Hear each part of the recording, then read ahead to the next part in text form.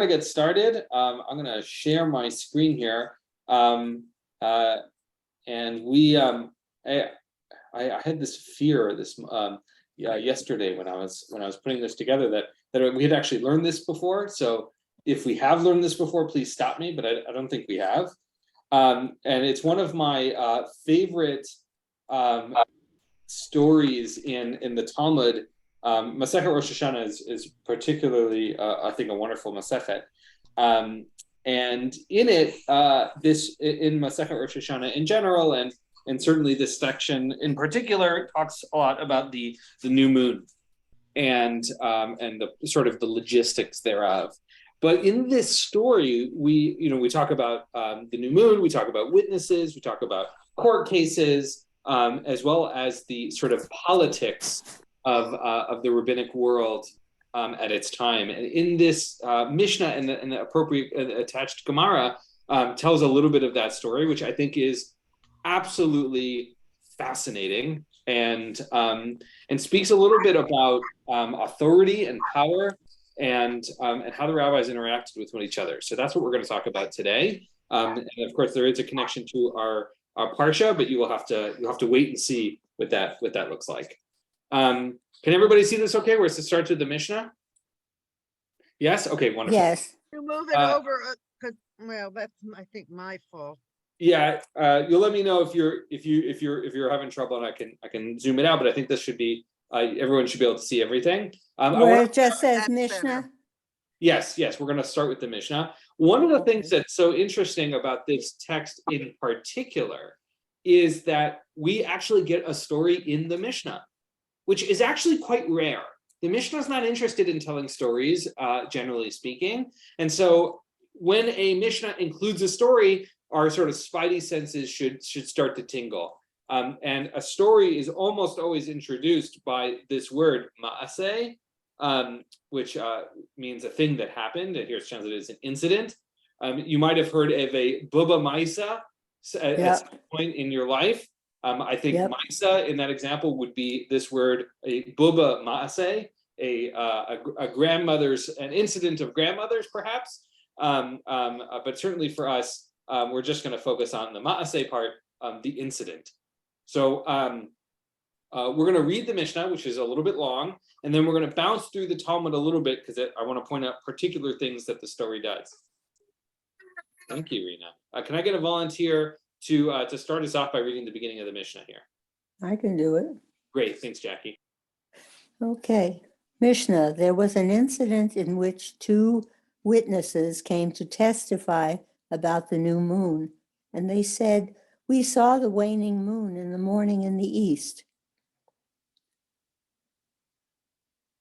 And that same day we saw the new moon in the evening in the west." Rabbi Yochanan ben Nuri said, "They are false witnesses, as it's impossible to see the new moon so soon after the last sighting of the waning moon." However, when they arrived in Yavne, Rabban Gamliel accepted them as witnesses without concern. Great, I'm going to pause you there for a sec. So we've set up our story here, which is we have an incident with two witnesses that came to testify. The rabbis always wanted pairs of witnesses, right, as opposed to individual witnesses. They wanted pairs of witnesses that would corroborate each other, and that was always their preference. And so we had an incident with two witnesses who saw a new moon, right, which is, whether it's, the opposite of a full moon. And they described what they saw, a waning moon in the morning in the east, and on the same day, the new moon in the evening in the west, which, we don't have to work. We're not going to worry. We're not going to unpack exactly what that means or what the moon looks like, because that's not part of our learning today. There's a lot of discussion about it in Masechet Rosh Hashanah. The rabbis would take testimony about the new moon, and that would be part of their mechanism of deciding whether or not a month was 29 or 28 days, whether or not it was a full month or a less full month, and the testimony was really important. For our part of the story, what we need to really identify is that we have Rabbi Yochanan ben Nuri, who is concerned about the veracity of what these witnesses are saying.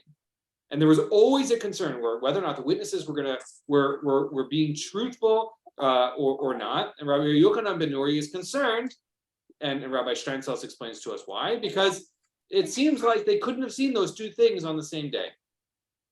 However, when they arrived in Yavne, Kishiba'u le-Yavne, when they came to Yavne to testify there, Rabban Gamliel, who was the leader of the community at the time, accepted their testimony. So we've already provided ourselves in our storytelling here a conflict between Rabbi Yochanan ben Nuri, who says there's a problem, and Rabban Gamliel, who accepted them. Jackie, will you read one more paragraph for us? Yes. And there was another incident in which two witnesses came and said, "We saw the new moon at its anticipated time on the night of the 30th day of the previous month. However, on the following night, the start of the 31st, which is often the determinant of a full 30-day months, it was not seen. And nevertheless, Rabban Gamliel accepted their testimony and established the new moon on the 30th day." Great, I have Jackie. a question.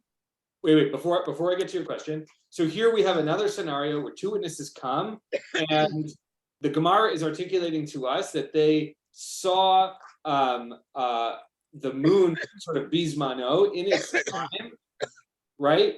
But it's also, right, like on the sort of the wrong night, on the night where they would have seen it, they didn't see it. And so the Gemara is telling us that there is some sort of problem with their testimony, but nevertheless they are accepted by Rabban Gamliel, which for us as the readers are we're not being suspect of Rabban Gamliel, but we are starting to wonder, why is Rabban Gamliel doing this? Now, Sheila, please, your question. When did they formalize this bit where, the 1 day or 2 days, have a calendar? Certainly by this time, that process had been very formalized with testimony and They had been keeping records. the rabbis had an incredibly well-formed system, and they in other places in Masechet Rosh Hashanah, they identified that both the testimony was one part of the process. They also had a calculated process as well, but that they weren't giving up on the testimony, even though they had calculations. So they would have been able to also verify this to some extent. I mean, like, was this the first time that you had to do conflict? No, this is not the first time, and they absolutely had the ability to calculate and check the veracity and to test it out. They did still want testimony, which again, elsewhere in the second Rosh Hashanah, they talk about at great length. But yes, they had a whole very full fleshed out system. And so as readers, we are supposed to understand that there's something weird going on in this circumstance. That's our takeaway.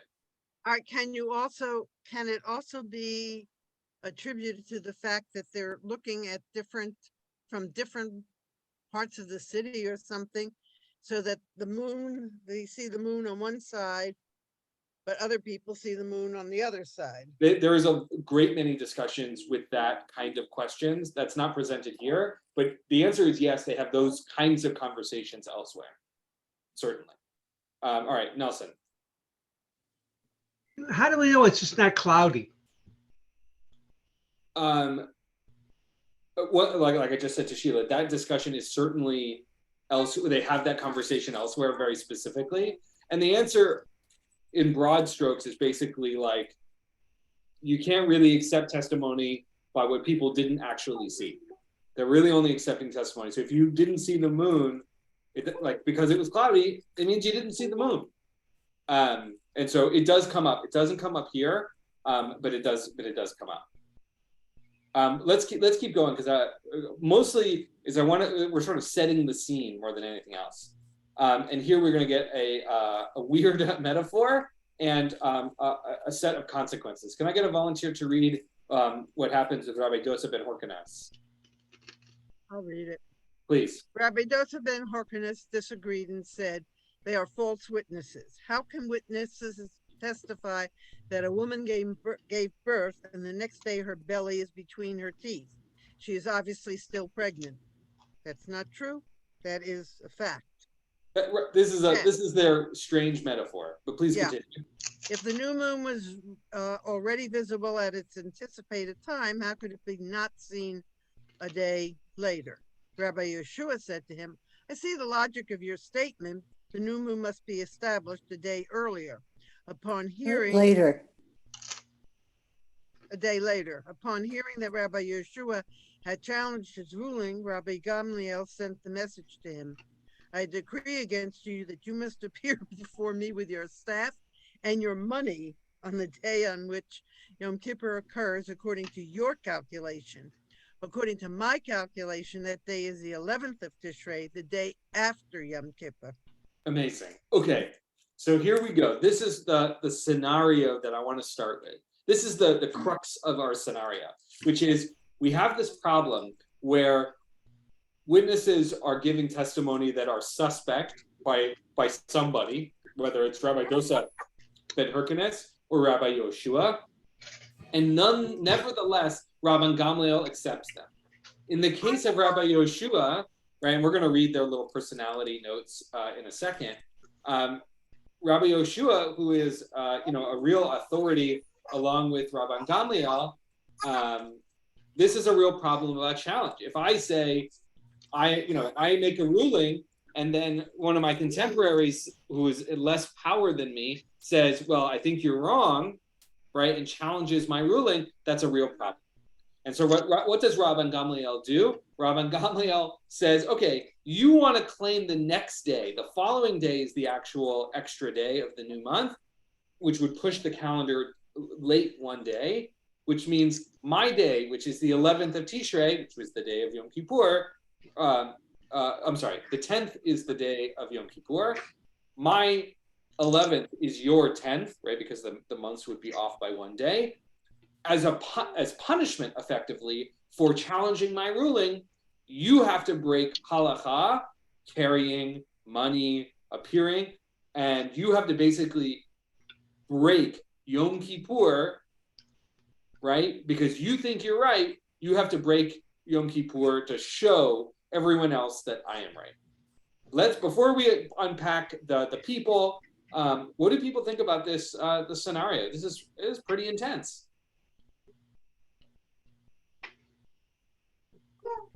Nasty, to put it mildly. But it gets to the point that if you're so sure, then come with your money and show me, And carry money on Yom Kippur. Yeah, exactly. There is a real sense. This is harsh on some level, a harsh response. Yeah, Ron. Was Rabban Gamliel the head of the Sanhedrin at this point? Yes. Yeah, so as long as he's head of the Sanhedrin, what he's trying to prove here is that he's got the final say. End of story. Well, not just end of story, right? He gets final say, and he can force others to capitulate potentially. It's a pretty powerful. Yeah, Nelson, and then Bob, and then Sheila. Well, but if there's a group of followers who follow Rabbi Yeshua and a group that follow Gamliel, which certainly there are because he's the head of the Sanhedrin, they're going to be in conflict because then they're going to be observing Yom Kippur on different days. And somehow, I suppose, in order to have a Jewish community, you have to resolve that conflict. Exactly right. The question, I think, on some level becomes, how do we resolve those kinds of conflicts? And here, Rabban Gamliel uses a pretty, I don't want to say harsh is certainly one, but a pretty firm grip on that dynamic. Yeah, Nelson. It reminds me of people who say, like, why do you have to do what I say? Because I'm the mother, or I'm the father. You're the child, or is that, we don't think of that as being terribly harsh, but this is harsh. Yeah, I think parent and child might be a slightly different power dynamic than colleagues, even if one has more authority than the other. But I think, if I said, for example, I think this restaurant is kosher, but you don't, and I force you to eat it, even though you don't think it's kosher, and I do, that's to me, that's the same level here, except it's Yom Kippur. There's a real sense of, I don't want to say The crossing. violation is much greater. Yeah, to me, I mean, you don't have to agree, but there's something that feels particularly hard to me. But again, you don't have to agree. Yeah, Nelson. But exactly, kosher authorities disagree with each other. That's true. And that scenario, whether it's a food product or a restaurant, is probably real. It happens all the time because one authority says it's kosher, and another authority says no. Yes, it's not like it's a pork palace or something. That's true, but I think the difference here is if you disagree with me, you don't go. But in this scenario, I've made you come into that restaurant anyway. That's the difference. Bob, I think Sheila was next, and then I think I saw Ron. Bob, please. Isn't it a violation of halacha for the rabbi to cause somebody to violate a rule? Certainly the rabbis were very intentional about saying, don't lead people astray. And I do think that's a piece of this puzzle here, for sure. So that order from Rabbi Gamliel is a violation in itself. If we accept that Rabbi Yehoshua can be right, then Rabbi Gamliel might be saying, it doesn't matter if you're right. I'm going to make you do it my way anyway. And if Rabbi Gamliel is right, then he is making sure that people aren't led astray by Rabbi Yehoshua. It can go both ways. But I do think that's an important concept to have in mind while we think about this. Sheila and then Ron, and then we'll keep going about how this goes. Now, I had several questions. Are the witnesses each month the same? No, not So necessarily. All right, so that it's a question, on what basis do they accept the witnesses? And because the witnesses, I mean, they could be in different places. There could be something behind their testimony that it's to their benefit that the new moon be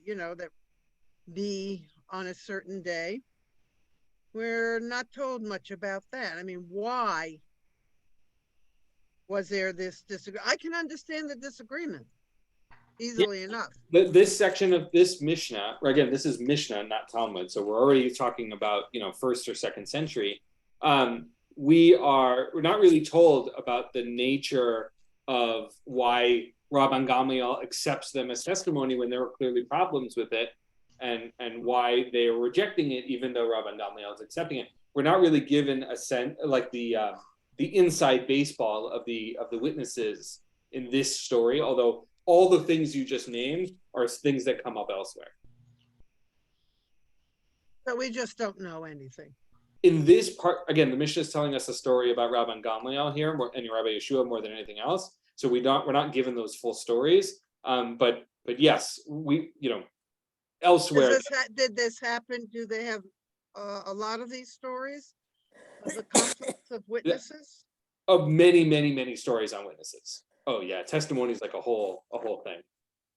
I think. Right, well, we have that today. Yet we know that different people see things differently. For sure, I think And they didn't have such great glasses then.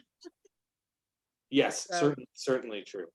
All right, Ron, did you have something you wanted to add? I put your hand up earlier. Yeah, I'm not sure how important these are, but number one, your example of the kashrut doesn't. I mean, nobody is forcing you to eat in a place where you don't want to eat, and so I don't see that as being the same as the month thing. But as far as the month goes, Number one, for the cohesiveness of the kihila, everybody has to celebrate at the same time. That's number one. Number two is we're told nothing about these witnesses. They may be they may be questionable witnesses all the time, or they may be perfectly good witnesses the rest of the time. And if they are, then maybe, you give them the benefit of the doubt. And the third thing is that because of if you're using witnesses to establish the new month, it is self-correcting the next month. So what's the big deal? Yeah, so I think your last point I think is really good, which is, the system could be self-correcting and maybe this isn't such a big deal. Obviously the Mishnah is telling us that this is a big deal. The reason why I wanted to use the kashrut example is in particular because it is in a scenario where this scenario mirrors that one. If I force you to eat in a restaurant that you don't think is kosher, and I do, that's the difference. I'm Rabbi Gamliel in that story, right? Where I am saying, sit down and eat this burger. You don't think it's kosher enough for you, but I do. And so I don't care what you think. That's when in our real world, we don't do that. And that wouldn't be appropriate. But in this scenario, that's what the mirror would look like. All right, Nelson, and then we're going to read ahead. Actually, there is a real world forcing. People have kids who keep more severe kashrut than they do. And the kids refuse to eat in the parents' home. Sometimes it's the other way around. The parents refuse to eat in the kids' home. And there's a lot of tension over that because you feel compelled. I don't want to separate from my children. How do I get them together on the same page? So yeah. I do think there is a situation like that with food. Yeah, I think that one has a number of other additional complexities like kivud av ve'em and other kinds of things that are more complicated than even the scenario that we were naming. But I think that is a great example where this type of conflict comes into play. Don't we have the example of Shammai and Hillel not agreeing with how kashrut is kept, and they not only ate in each other's homes, they even married each other? Families? In that scenario, the question was about status, and the question was whether or not they would marry each other, not the eating. But yes, that is a good example. And again, like this is why this story is so fascinating to me, is that it adds that level of that complexity to it. Let's read a little bit here. This is a little bit of the biography of these people. Again, these are my favorite part of the notes on the side. Rabbi Dosa ben Hyrcanus. Rabbi Dosa ben Hyrcanus was apparently the cousin of Rabban Yochanan ben Zakkai, who preceded Rabban Gamliel, and was related to that he knew the greatest sages of the generation of Yavne, Rabbi Eliezer and Rabbi Yeshua, when they were still young.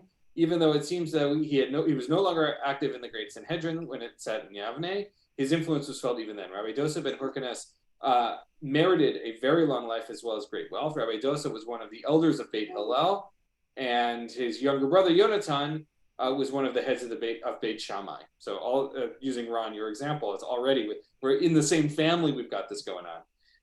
Rabbi Dosa is mentioned in the Mishnah without further specification. The reference is to Rabbi Dosa ben Markiz. Okay, so that's that. Rabbi Yehoshua. This Rabbi Yehoshua ben Hananiah, the Levite, was one of the leading sages in the generation after the destruction of the Second Temple. Earlier, Rabbi Yehoshua served as one of the Levite singers in the temple. After its destruction, he was among the students who accompanied their teacher, Rabbi Yochanan ben Zakkai, to Yavne. Unlike his colleague, Rabbi Eliezer, Rabbi Yeshua entirely adhered to the opinion of his teacher and that of Beit Hillel. Rabbi Yeshua is recognized by Jews and Gentiles alike as a leading scholar, not only in Torah matters, but in general knowledge as well. He was renowned as an expert in science, from astronomy to zoology. Rabbi Yeshua was unimpressive in appearance, and the Talmud quotes that Caesar's daughter as exclaiming that his brilliant knowledge was contained in an ugly vessel. Sorry, that's lovely. It's really funny. Despite living a life of poverty, working as a blacksmith, Rabbi Yeshua was widely recognized as one of the leading religious authorities. Although he disagreed with many Rabban Gamliel's rulings, he accepted the authority of the Nasi. Ultimately, after the death of Rabban Gamliel, he was appointed leader of the sages. Now, So, leader all of the right, so- sages in this case means he became the Nasi. This is what this story is what we're hearing. This is our story is this. I don't know. I don't know enough about Rabbi Yeshua to say if he ultimately became Nasi, but certainly there were lots of different types of leader roles. But I don't know for sure. I don't want to claim something. I'm not sure. All right, so let's keep going and read the rest of the Mishnah, and then we'll pop into some of the Gemara sections. Can I get a volunteer to read what Rabbi Akiva did? Rabbi Akiva went and found Rabbi Yehoshua distressed that the head of the great Sanhedrin was forcing him to desecrate the day that he maintained was Yom Kippur. In an attempt to console him, Rabbi Akiva said to Rabbi Yehoshua, I can learn from a verse that everything that Rabban Gamliel did in sanctifying the month is done. That is, it is valid. As it is stated, these are the appointed seasons of the Lord, sacred convocations which you shall proclaim in their season. This is what's quoted in this is a quote from this week's Parsha. Continue, Nelson. This verse indicates that whether you have proclaimed them at their proper time or whether you have declared them not at their proper time, I have only these festivals as established by the representatives of the Jewish people. Okay, thank you, Nelson. Then he would also have to adjust the next month. In other words, if they're not sure when the new month begins, Well, they also have to add it at the end of. So this is where testimony and calculation come in together, which is if you've calculated it and then the new moon is still there, the calculations are irrelevant if they're wrong, and you can see the moon yourself. So certainly that's the case. Rabbi Akiva then goes to Rabbi Yeshua, who is reasonably distressed that he has been placed in this situation by Rabbi Gamliel. And what is Rabbi Akiva saying to resolve Rabbi Yeshua's distress? He says, I can prove what Rabbi Gamliel is doing is okay. Like I'm going to prove what you're distressed because you think he's wrong, but I think there's proof here that he's right. And this is just like, I want you to recognize with a monumental thing that Rabbi Akiva is going to say. This is truly, I think, a fundamental part of how rabbinics works, which is we have this quote from the Torah. These are the appointed seasons. Ele mo'adei Adonai mikra kodesh asher tikru otam. Right, these are the appointed seasons of the Lord, sacred convocations, which you shall proclaim in their season. B'mo'ado. That's the last word that they cut off in the Gemara. In other words, whatever they decide, or whoever decides, Bingo. goes, and it doesn't matter. Exactly. Whether or not the most important thing. Whether or not it's bismanan in their time or lo bismanan, not in their proper time, the relevant part is that if we collectively claim it as the leader, as if the Jewish people say it is true, it is true. This is this is a monumental move that Rabbi Akiva is making. Whether or not Rabbi Yeshua finds it satisfying or not is a different question. We'll find out. But this is a pretty powerful move that gives Rabban Gamliel a real sense of authority to do what he did. Yeah, Nelson. Well, but there's another problem. If they find a month later that they made a mistake and they actually celebrated Yom Kippur on the wrong day, so to speak, it doesn't matter.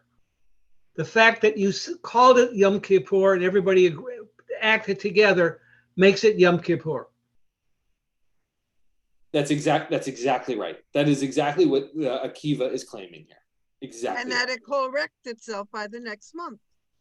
Right, which is to say that if the authorities that be decide, okay, we were wrong, we were quote unquote wrong in last month, but now we're sort of resetting ourselves. Okay, all's well that ends well, on some level.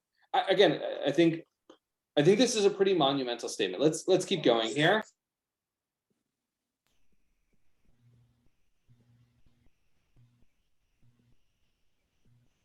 Can everybody see this okay? I know there's a lot of text. Okay, so Rabbi Akiva goes to Rabbi Yeshua So then what does Rabbi Yeshua do? Rabbi Yeshua goes to Rabbi Dosa ben Horkanes, who sort of led him to his claim. Can I get a volunteer to read this? Rabbi Yeshua then came to Rabbi Dosa ben Horkanes, who said to him, if we come to debate and question the ruling of the court of Rabban Gamliel, we must debate and question the rulings of every court that has come from the days of, is that Moses? Okay, until now. As it is stated, then Moses went up, and Aaron, Nadav, and Avihu, and the 70 of the elders of Israel. Okay, but why are the names of these 70 elders not specified? Rather, this comes to teach that every set of 3 judges that stands as a court over the Jewish people has the same status as the court of Moses. Since it is not revealed who sat on that court, apparently it's enough that they were official judges in a Jewish court. Right. So is he saying then that the witnesses are judges in this case? no. So Rabbi Yeshua is he's going to Rabbi Dosa ben Horkanes, who sort of convinced him that the witnesses had there was some sort of problem with them, and he's taking what Rabbi Akiva has said here, right, which is we as a Rabbi Akiva made the argument. We get to decide. We get to decide what reality looks like. We get to decide when the holidays were. God told us when they were, in terms of the calendar, whatever. They're on the 10th, it's on the 1st, whatever. But ultimately, we're the ones who decide when the months are and when the days are, and that is good enough. And what Rabbi Yeshua is taking that one step further, which is if I, right, Rabbi Yeshua is like, if I come and say Rabban Gamliel is wrong and debate and question the rulings of the court, right, as a whole, the leadership as a whole, not Rabban Gamliel specifically, that does that not tear down the entire basically tear down our entire system? And what is the proof text that that's the case? Thank you. That the elders of Israel here, the 70 elders of Israel, which represent the court, they are not named, which is to teach us that basically every court is that court, and that every generation has the same authority as the court of Moses. This is beyond just a logistical claim. On some level, this is a philosophical, theological claim, a claim of authority and power over millennium, right? This is the same authority that the Jewish world claims today, right? What is to say that that we can claim that this restaurant or that restaurant is kosher or not? Here's that authority being given to us collectively, right? That is the implications of what's happening here. Yeah, Nelson. But I think there's something else going on too. When they change their mind about something, or see the ruling differently, they're not ruling that the past was mistaken, and they really didn't, let's say, eat kosher. They're talking about their future, and they're not challenging the past. Right. I think that's a really powerful nuance, right? Which is when we are in debate, when we are trying to come up with a ruling, or times have changed and we're coming up with a new ruling, it doesn't negate the one from before. It gives us a chance to redirect the stream that we're all a part of, as it were, a stream in the sense of church in general. All right, let's keep going to see how this story bothers ends. me a bit, though. I'm sorry, Sheila? This bothers me a bit, and maybe it's because we were talking about the kashrut, and that is, are we saying by all this that if a group of rabbis or a rabbi decides something is kosher or not kosher, in this case, it's kosher because this is the day of the new moon or the old moon, whatever, then if another rabbi says, no, that's not true, it is kosher. In other words, there is a disagreement. Who do you follow?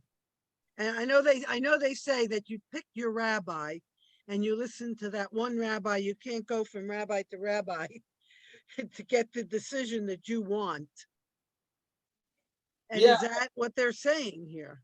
So I think think it's important to, this is why history matters so much, why context matters so much, which is, I think the rabbinic and Jewish world we live in is very different than the one that they lived in, which is to say that if I make a ruling and then the court, the next town over, makes a different ruling, it isn't that I'm right and they're wrong and vice versa, right?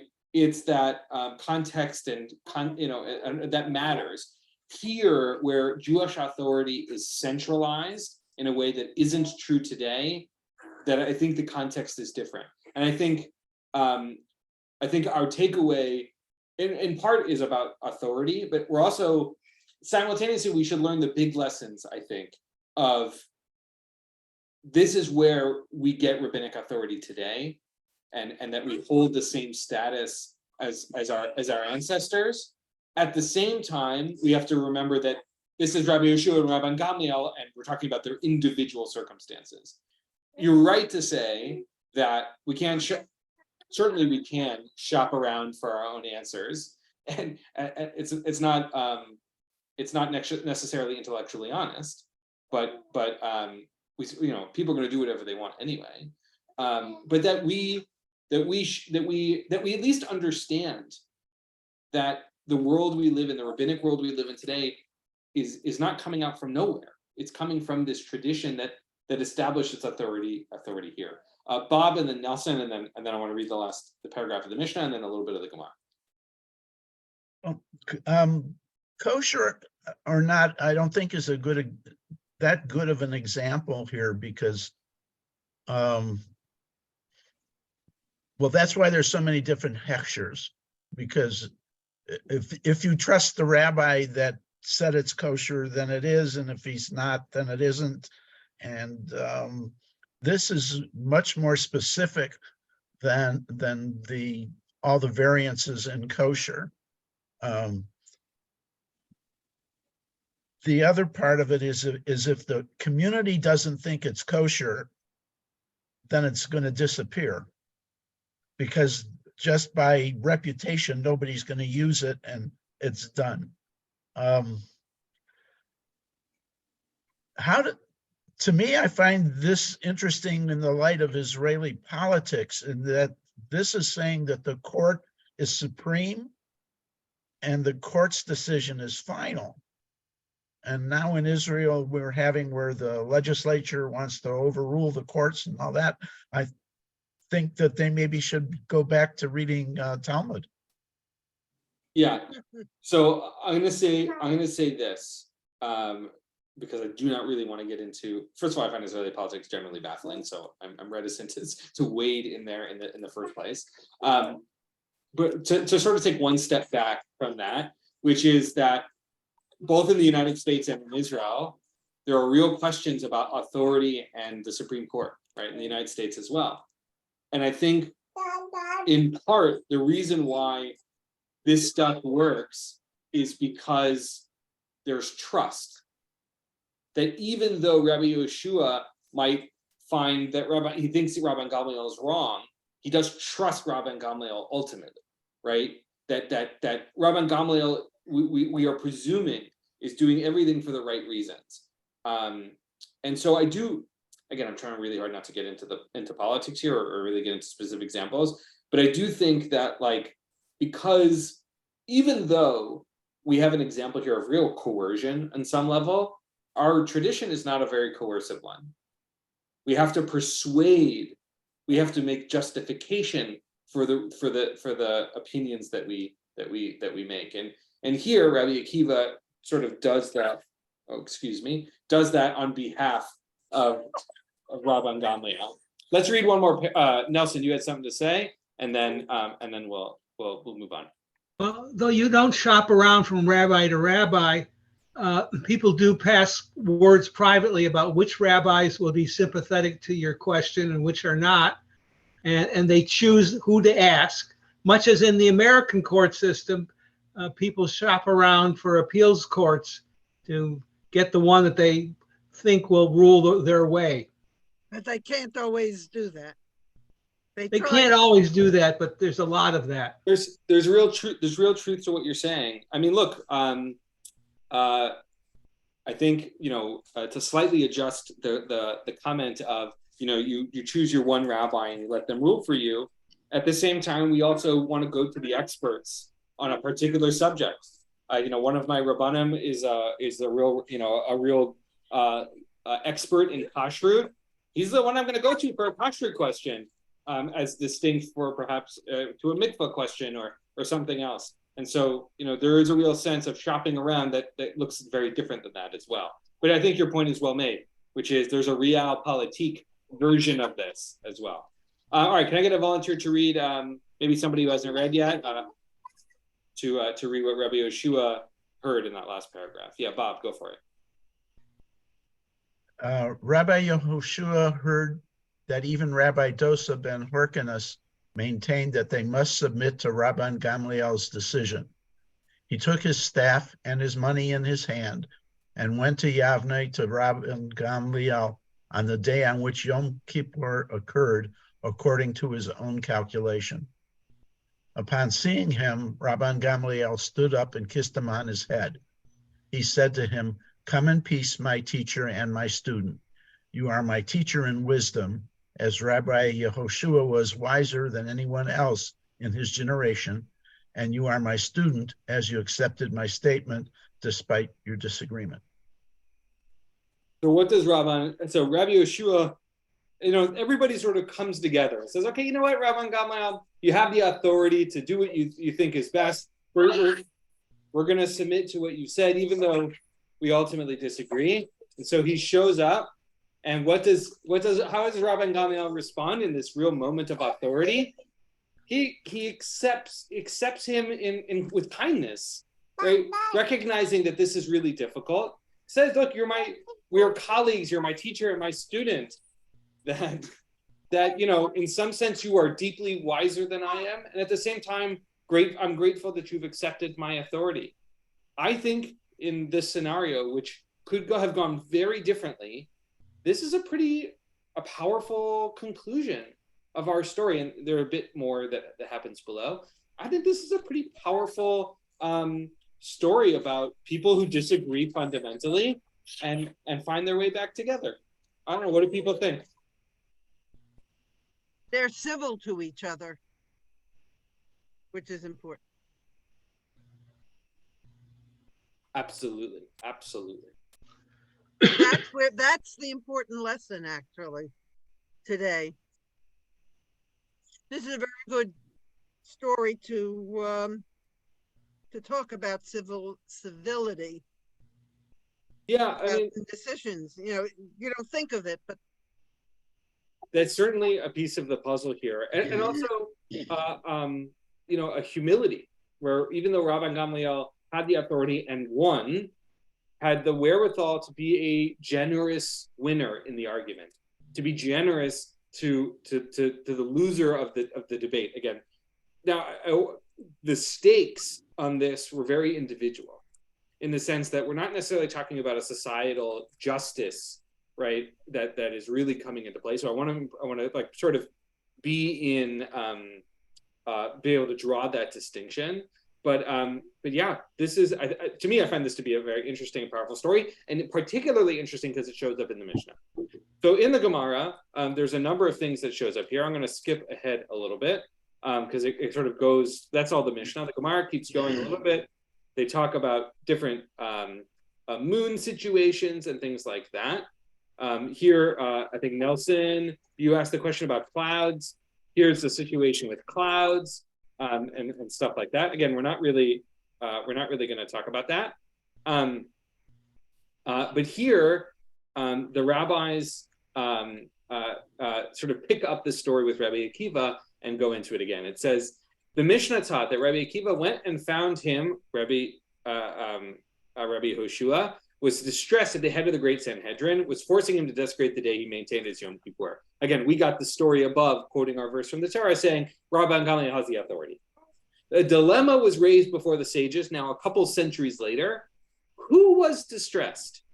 So in the original story, it's Rabbi Yehoshua who is distressed over the circumstance, and the rabbis are saying, well, is that really what happened? Was it Rabbi Akiva who was distressed, or was it Rabbi Yehoshua? Gemara answers, come in here as it was taught in a Baraita. Rabbi Akiva went and found Rabbi Yeshua in a state of distress, and he said to him, my teacher, for what reason are you distressed? Rabbi Yeshua said to him, Rabbi Akiva, it is fitting for one to fall sick in bed for 12 months, rather than to have this decree issued against them that they should have to desecrate Yom Kippur. So right now we're getting a sense of how deeply Rabbi Yeshua was struggling with this, which is, it would have been better to be sick in bed for a year than to have this hanging over your head. So what is Rabbi Akiva? But it didn't hang over his head, because didn't he come right away? We're now getting the like reading between the lines from above, right? So we have the story in the Mishnah, and the rabbis who are now debating it weren't there. They're now imagining the scenario. So we don't know exactly, but in this retelling of the story, this is how distressed Rabbi Yeshua was. He said, it would have been better to be sick for a whole year than to feel as I do to have Rabban Gamliel decree against me. That's the nature of how badly he feels. So what does Rabbi Akiva say to him? A different alternative explanation, using the same verse, or at least explaining the verse. My teacher allowed me to say before you one matter that you yourself once taught me. So now Rabbi Akiva is giving Rabbi Yeshua the proof text from Rabbi Yeshua's own teaching. Rabbi Yeshua said to Rabbi Akiva, speak. Rabbi Akiva said to him, it states with the respect to the festivals that the appointed seasons of the Lord, which you proclaim them, Otam, to be sacred convocations, again from our verse, or from the same parsha. And it is written, these are the appointed seasons of the Lord, sacred convocations, you shall proclaim them, Otam, in their season. And it is written, these are the appointed seasons of the Lord, which you shall proclaim them, Otam, to be sacred convocations. So 3 times in 3 verses, they are all referred Otam. Proclaim them, proclaim them, proclaim them. Thank you, Rena. 3 times the verses use the term them, Otam, which can also be read in terms of the spelling, atem, which is what we're going to get to in the end. It's just a different vowels. This comes to teach you, atem, are authorized to give or to determine the date of the new month, even if you unwittingly establish the new moon on the wrong day. You, even if you do so intentionally, even if you are misled by false witness, meaning to say, the atem, that you have authority part, is what's relevant. And again, we sort of saw this above. In all cases, once the court establishes the day as the new moon, it is sanctified, and God grants God's consent. After hearing this, Rabbi Yeshua said to him in these words, Akiva, here you can see, it says, Bilshon hazeh, exactly this. This is a direct quote from Rabbi Yeshua, or at least we'd like to imagine so. Akiva, nichamtani, nichamtani. You have consoled me, you have consoled me. This is interesting how he was able to find, I mean, I'm sure this is an afterthought that he found those 3, those lines, because, who thinks of it each time? Yeah, well, he's trying to find a basis for saying it, and that's intriguing. I think this is, we talked about authority and we talk about power. We've talked about the debate about witnesses, but I think another part of this story is that Rabbi Akiva and Rabbi Yeshua are probably friends, and he sees his friend suffering, and he's looking for something that's going to make his friend feel better. And here it's like, it's okay. I know that you feel strongly about this, but it's okay. It will be okay. And I just also find that to be really, to me, it's very powerful. The Gemara then continues, and we're not going to read it all inside, but basically Rabbi Yeshua then goes to Rabbi Yosef and Hyrcanus. We're sort of getting the same story retold. This is about the authority of the court of Moses, and it gives all sorts of quotes about this authority and that authority and this person and that person. And it ultimately ends with the retelling of this final moment, which I think is complicated, where Rabban Gamliel sees Rabbi Yeshua, and they talk about the power of the lesser versus the greater, and this real sort of question of, do we have to listen to those who are greater than us? And either way, the reason why I point all this to you is not because we're going to read it all inside, because clearly we're not, but because these aren't simple answers. It isn't just the rabbi said so and you have to do it.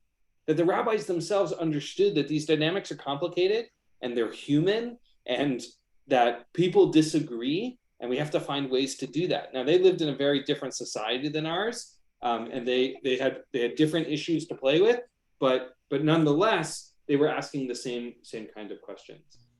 So with our last 3 to 5 minutes, what did people have any final thoughts on this story and what we read? This was a very interesting point. I'm always fetching that, they're insignificant, but when you think about the civility and how they're trying to solve it, it's a beautiful, and I'm glad we did this one. Yeah, this is a cool story. And I would add to that, right, that we have people who lived, again, according to the notes on the side, who lived through the destruction of the temple and the real birth of rabbinic Judaism in a world without the temple, and asking the questions, what does that even look like? Without the temple's authority, what does our Judaism look like? Who gets to decide things? And those are really monumental, fundamental questions that Judaism was wrestling with, and we got to sort of a peek into. Yeah, Nelson. Well, there's the famous story that the reason the temple fell was senseless hatred. That must be related to this story. This is a way of avoiding senseless hatred. Yeah, Rav Kook, made that explanation, and I find it deeply powerful. And here we're starting to get a sense, right, which is, how do we navigate disagreements, right? And I wouldn't say that Rabbi Gamliel's answer was probably the one we should all recommend, which is force other people to do what we want. But how do we deal with conflict and debate and disagreement in a way that keeps our society one full of baseless love as opposed to baseless hatred? I think that is a wonderful I think that's a great associative text to what we're learning here. Any other thoughts? Your thoughts?